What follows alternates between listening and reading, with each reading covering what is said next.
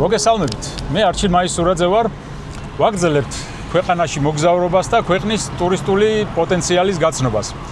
დღეს უნდა ვიმოგზაუროთ ტანას ხეობაში, იგივე ატენის ხეობაში.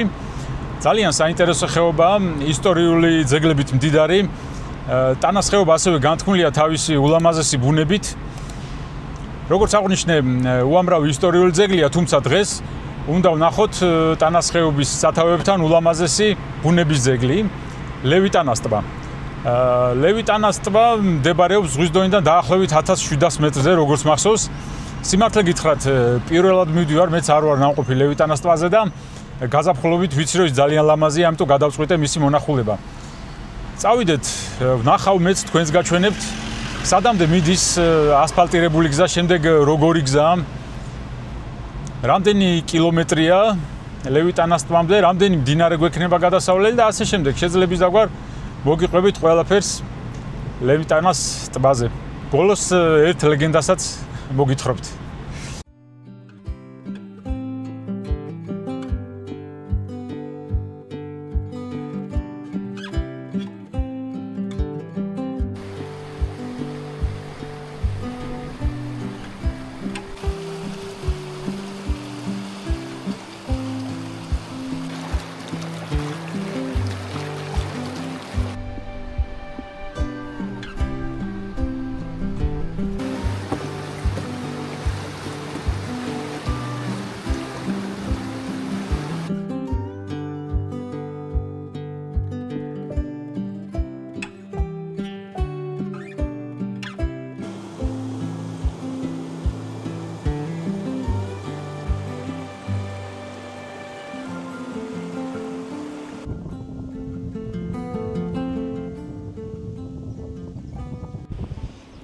ეხლა ვიმყოფები სოფელ ზემო ბოშურში.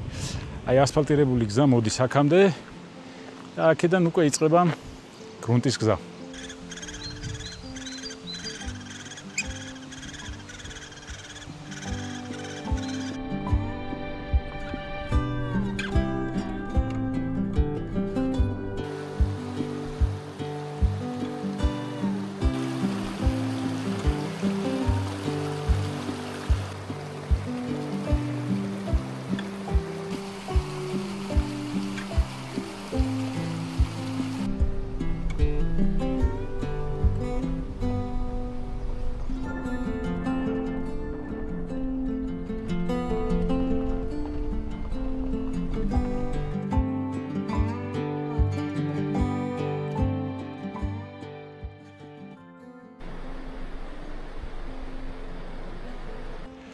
ეს არის ულამაზესი სოფელი ლევიტანა. ზემო ბოშურიდან დაახლოებით გამოვიარეთ 6-7 კილომეტრი დაახლოებით. ეხლა გზა უნდა განვაგრძოთ, აი იქით მიმართულებით, აქ ორი ხეობა, ერთი აქეთ მიდის, მარჯვნივ მეორე მარცხნივ. სწორედ ამ მარცხენა მხარეს უნდა გავუყვეთ ჩვენ ხეობაში და უნდა ავიდეთ აი ზემოთ, აი იქ არის თავად ლევიტანას ტბა. თუ მანქანით მოდიხართ ლევიტანაში, პირველია ეს მდინარე გექნებათ მანქანით გადმოსავლელი. მე ახლა ფორესტერით ვარ და გადმოვედი უპრობლემოდ. და ესე გადმოდის გზა და ასე მიდის ამ მიმართულებით.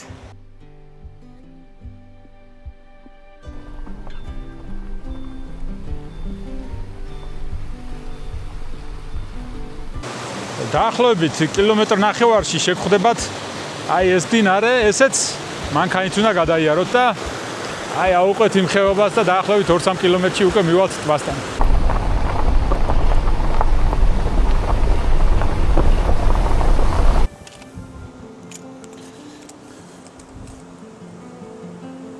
კიდევ ერთი პატარა მდინარე გადმოვიარე მანქანით. მოკლედ ისეთი გზაა, რომ ცოტა ისეთი ჯიპით, აი ფორესტერის მსგავსი ჯიპით ბოლომდე მიისვლება, თუმცა ფეხით მინდა რომ ცოტა გავიარე და ფეხითაც გავუყვები.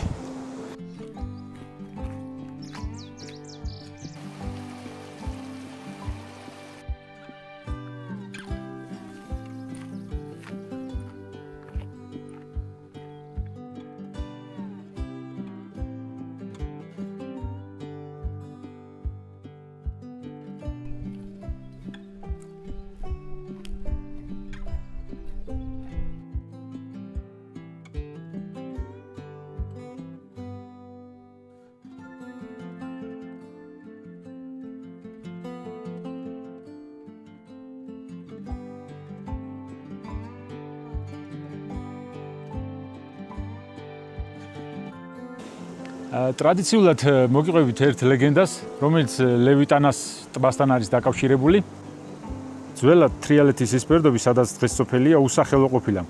აქვე ერთ-ერთ სოფელში ახალგაზრდა ქალვარს ერთმანეთი ძლიერ ყვარებიათ. ქორწილიც დანიშნულა, მაგრამ რამდენიმე დღით ადრე საქონლის მწყემსვის დროს ვაჟი წყლის დასალევად მდინარე ტანანზე ჩასულა. ყმაწვილს დაუგვიანია და გულისწორიც მის მოსაკითხად წასულა. თან ფერდობიდან იძახდა: "აჰა უბიჭო, სათხარ, ტანას ლევ ტანას."